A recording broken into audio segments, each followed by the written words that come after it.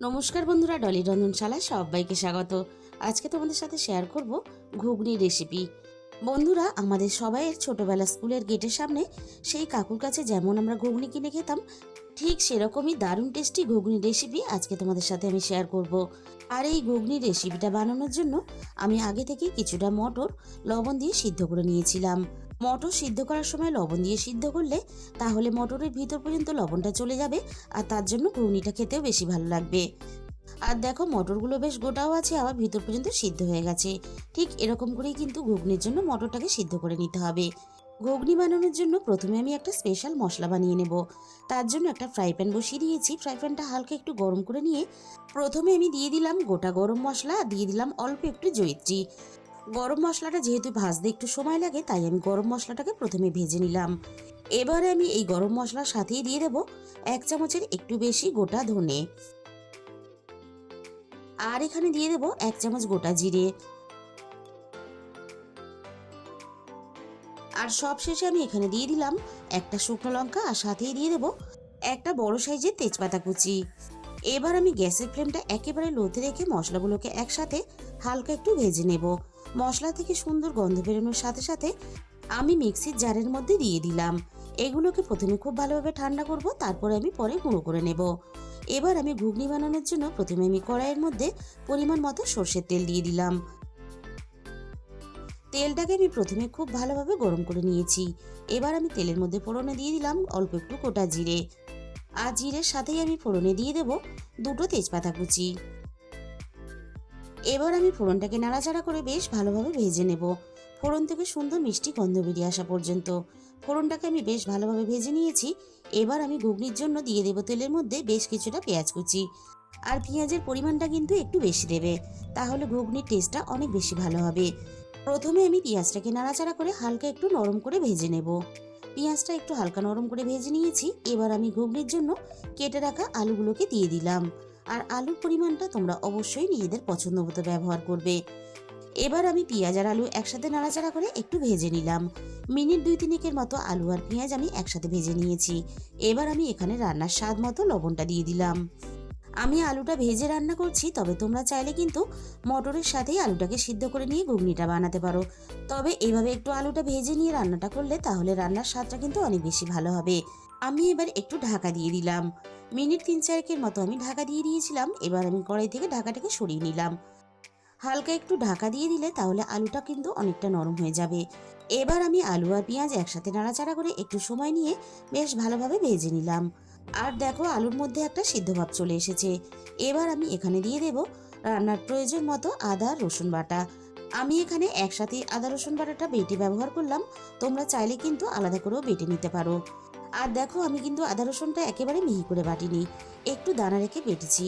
ঠিক এইভাবে কিন্তু আদা রসুনটা বেটে নিলে তাহলে ঘুগনির স্বাদটা কিন্তু অনেক বেশি ভালো লাগে। আদা রসুনটা আমি ভালোভাবে কষিয়ে নিয়েছি। এবার আমি এক একে রান্নার গুঁড়ো মশলাগুলো দিয়ে দেবো। প্রথমে আমি দিয়ে দিলাম রান্নার প্রয়োজন মতো হলুদের গুঁড়ো, আর সাথেই আমি দিয়ে দিলাম রান্নার প্রয়োজন মতো ঝালের জন্য লঙ্কার গুঁড়ো। আর ঝালের পরিমাণটা অবশ্যই কিন্তু নিজেদের স্বাদ মতো ব্যবহার করবে। আর সাথেই দিয়ে দিলাম একটা মাঝারি সাইজের টমেটো কুচি।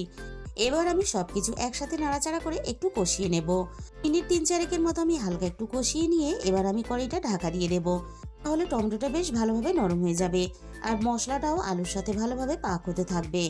আমি মিনিট 5 মতো ঢাকা দিয়েছিলাম। টমেটোটা বেশ ভালোভাবে অনেকটা নরম হয়ে গেছে। এবার আমি সবকিছু একসাথে একটু সময় নিয়ে বেশ ভালোভাবে কষিয়ে নেব।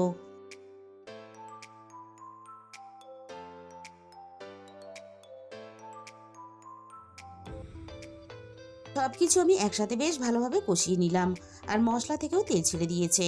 এবার আমি সিদ্ধ করা মটরগুলোকে দিয়ে দিলাম। এবার আমি মটরগুলো সবকিছুর সাথে খুব ভালোভাবে একটু সময় নিয়ে কষিয়ে নেব। 6-7 মিনিটের মতো আমি মটরটা সবকিছুর সাথে খুব ভালোভাবে কষিয়ে নিলাম। এর থেকে বেশি আর কষাতে লাগবে না। যে ভাজা মশলাটা আমরা বানিয়ে রেখেছিলাম, সেটার থেকে আমি 1 চামচ ভাজা মশলা এই সময় দিয়ে দিলাম, আর বাকিটা আমি রান্নাতে পরে ব্যবহার করব। এবার আমি ভাজা মশলাটা নাড়াচাড়া করে খুব ভালোভাবে মিশিয়ে দেব। আর আমি অন্য কোনো রকম মশলার ব্যবহার করব না, তাহলে এই ভাজা মশলার স্বাদটা কিন্তু নষ্ট হয়ে যাবে। আমি ভাজা মশলাটা বেশ ভালোভাবে মিশিয়ে দিয়েছি। এবার আমি রান্নার মধ্যে পরিমাণ মতো জল দিয়ে দিলাম। আর আমি কিন্তু এখানে গরম জলের ব্যবহার করলাম। আর গরম জলটা ব্যবহার করলে তাহলে রান্নার স্বাদটা বজায় থাকবে। আর তাছাড়া রান্নাটাও খুব তাড়াতাড়ি ফুটে উঠবে। সব কিছু একসাথে নাড়াচাড়া করে আমি খুব ভালোভাবে মিশিয়ে দিলাম। এবার আমি কড়াইটা ঢাকা দিয়ে দেব। ঢাকা দিয়ে আমি রান্নাটা ভালোভাবে করে নেব। মিনিট 15-র মতো আমি রান্নাটা ভালোভাবে করে নিয়েছি। এবার আমি একটু নাড়াচাড়া করে দেখে নেব আলু ভালোভাবে সিদ্ধ হয়েছে কিনা। আলুও বেশ ভালোভাবে সিদ্ধ হয়ে গেছে। এবার আমি বাকি ভাজা মশলার গুঁড়োটাকে দিয়ে দিলাম। আর সাথেই আমি এখানে দিয়ে দেব বেশ খানিকটা ধনেপাতা কুচি। আর ঘুগনির ঝোলটা কিন্তু আমি একটু পাতলা রাখলাম। ঘুগনি যদি একটু পাতলা হয় তাহলে খেতে কিন্তু বেশি ভালো লাগে। আর বন্ধুরা, তোমরা হয়তো অনেক রকমভাবে বানিয়েছো, তবে একদিন হলো তোমরা এইভাবে বানিয়ে দেখো। বন্ধুরা, এবার আমি তোমাদের পরিবেশন করে দেখিয়ে দেব। কি বন্ধুরা, তোমাদের মনে পড়ছে কি এরকম শাল পাতায় করে ঘুগনি কিনে খাওয়া? আর ঠিক সেইভাবেই কিন্তু আমি ঘুগনির মধ্যে সব কিছু দিয়ে তোমাদের সামনে আজকে আমি পরিবেশন করব। তাহলে বন্ধুরা, আজকের এই রেসিপিটা ভালো লাগলে ভিডিওতে একটা লাইক করে দিও আর নিজেদের বন্ধুদের মধ্যে শেয়ার করে দিও। ঘুগনির মধ্যে আমি প্রথমে দিয়ে দিলাম গ্রেট করা বিট গাজর, আর সাথেই দিয়ে দিলাম অল্প একটু পেঁয়াজ কুচি, আর দিয়ে দিলাম অল্প একটু কাঁচা লঙ্কা কুচি, আর সাথেই আমি দিয়ে দিলাম তেঁতুলের জল। আর কি মনে পড়ছে তো, আমরা এই তেঁতুলের জলটাই কিন্তু বারবার চেয়ে নিতাম। আর সাথেই আমি এখানে দিয়ে দিলাম অল্প একটু ঝুরি ভাজা, আর সাথেই দিয়ে দিলাম অল্প একটু ধনেপাতা কুচি।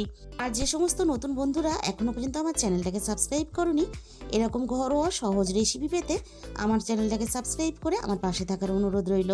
আর তার সাথে সাথে পাশে থাকা বেল আইকনটা ক্লিক করে অল করে দিও। তাহলে আমি যখনই কোনো নতুন রেসিপি আপলোড করব সবার আগে তোমার কাছে পৌঁছে যাবে। আর তোমাদের মূল্যবান সময় দিয়ে আমার এই রেসিপিটা শেষ পর্যন্ত দেখার জন্য তোমাদের সবাইকে অসংখ্য ধন্যবাদ। আজকে তাহলে এই পর্যন্ত।